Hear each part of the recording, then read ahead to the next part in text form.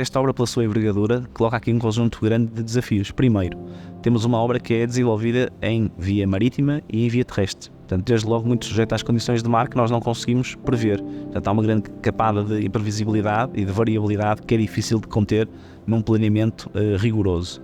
Por outro lado, estamos a falar de elementos de grande dimensão e, portanto, todo o transporte logístico de blocos com 800 kN, com 680 kN, implicam naturalmente uma grande logística, quer ao nível dos caminhões que os transportam, quer ao nível dos meios que depois os colocam na obra.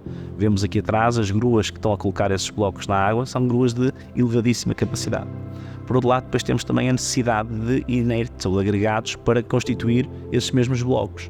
Para o fazermos, tivemos que reativar uma pedreira que funcionava em Torre de Moncorvo com agregados de grande densidade que eram fundamentais para conseguir materializar esses blocos. Estamos a falar aqui só de questões mais ou menos logísticas. Depois temos a parte de impacto com a própria cidade, ou seja, nós temos aqui a necessidade de fazer transportar esses elementos sem prejudicar a atividade normal da cidade e do porto.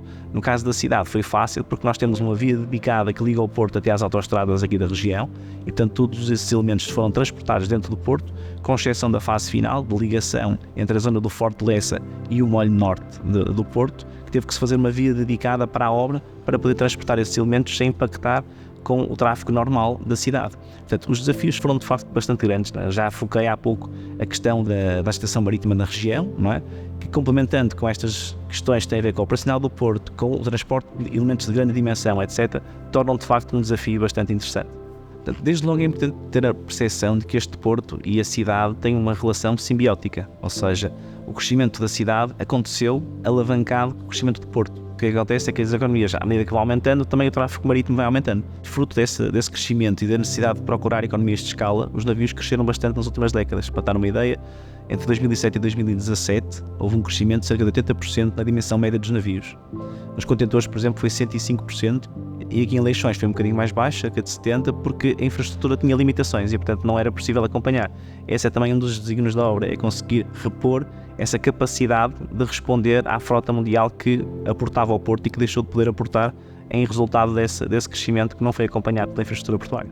Há aqui uma proximidade muito grande com o município, com toda a envolvente, tanto quer do lado de Lessa, quer do lado de Matosinhos, uma percepção clara de que o porto é uma infraestrutura não só importante a nível nacional, mas particularmente importante a nível regional. Nós temos um impacto em cerca de 11% do PIB que não pode ser retirado desta mesma equação, não é? E, portanto, nós temos trabalhado sempre, aliás, as obras no Porto têm sido naturais, não é? Ao longo de todas as décadas ele já tem de existência. Ele foi construído há cerca de 130 anos e, portanto, ao longo de todas estas décadas, década de 30, 60, 80, teve aqui grandes reformulações ao nível da construção das docas interiores, aprofundamento da bacia, enfim, foram obras com grande impacto que naturalmente não poderiam ser feitas de costas voltadas para a cidade. E, portanto, o nosso objetivo é sempre desenvolver estas obras com esse conforto e com esse alinhamento com a Câmara. E, portanto, isso é fundamental para nós conseguirmos trabalhar de forma harmoniosa com a cidade. Nós tivemos aqui, para o trabalho da dragagem, um trabalho super exigente, 3 milhões de metros cúbicos de material a dragar. Tivemos cá a maior draga de corte e sucção do mundo. Foi o caminho que nós encontramos para conseguir mitigar alguns dos impactos que podiam ser gerados, por exemplo, se fizéssemos esse desmonte com explosivos. Foi com isso que conseguimos trazer esta draga e foi com isso também que nós conseguimos reduzir muito esse impacto na cidade. Como digo, é uma relação muito próxima e nesta obra em particular, tratando-se de uma obra de 130 milhões de euros, houve aqui uma vontade até do ponto de vista político de conseguir garantir que essa harmonia era mantida. Como é que isso foi garantido? Criando um grupo de acompanhamento. Portanto, na altura a Ministra do Mar, criou um grupo de acompanhamento que tem tido reuniões periódicas ao longo de todo o processo e que no fundo vai trazendo para cima da mesa problemas para mitigar, não é? E melhorias que vão sendo implementadas à medida que a obra se vai desenvolvendo. Eu diria que é uma obra que tem sido, felizmente, bastante simples de trabalhar com a cidade, porque efetivamente os impactos têm sido muito, muito residuais. A nossa preocupação desde o início foi garantir os objetivos da obra, minimizando naturalmente esses impactos. O que é que nós fizemos desde logo? Nós sabemos que o prolongamento do quebra-mar, criando melhores condições de abrigo para os navios, naturalmente vai reduzir a agitação que chega à praia. A utilização da praia é uma utilização essencialmente para as escolas, portanto, de ensino, de iniciação ao surf. Condições essas que hoje existem porque o Porto está aqui, porque senão as condições seriam iguais às de Lessa. Portanto, as ondas que nós temos aqui, que são ondas de difração, que rodam em torno da estrutura, têm essa capacidade exatamente porque a estrutura já cá está. Portanto, o que vamos fazer agora com este aumento é reduzir um bocadinho mais essa agitação marítima, mas admitimos nós e os estudos que fizemos assim nos suportam, não deverá impactar de forma severa com o funcionamento das escolas.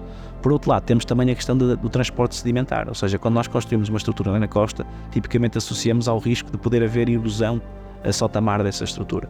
Também fizemos esses ensaios no Laboratório Nacional de Engenharia Civil e os resultados foram positivos, ou seja, estamos a falar de um setor que não é impactado por esta alteração. Porquê? Porque o próprio quebra-mar que nós hoje temos aqui é um quebra-mar poroso, onde os sedimentos, as areias já conseguem atravessar a estrutura, portanto isso vai se manter no futuro. Portanto o prolongamento vai de facto garantir um melhor abrigo aos navios, sem impactar com o transporte sedimentar ao longo da costa. Portanto, estes são os aspectos fundamentais. Claro que nós sabemos que as próprias obras em fase temporal curta têm impacto, nomeadamente ao nível do ruído. Havia uma preocupação muito grande com o município, por exemplo, no que diz respeito à turbidez da água ficar turva por estarmos a dragar. Isto não se veio a verificar, felizmente, portanto nós tínhamos essa expectativa, mas acompanhamos durante toda a obra esse desenvolvimento para garantir que a água não ficava demasiado turva, que pudesse incomodar os banhistas que aí utilizavam, não é? Portanto, toda a obra aconteceu e nós não tivemos nenhum tipo de impacto por essa via.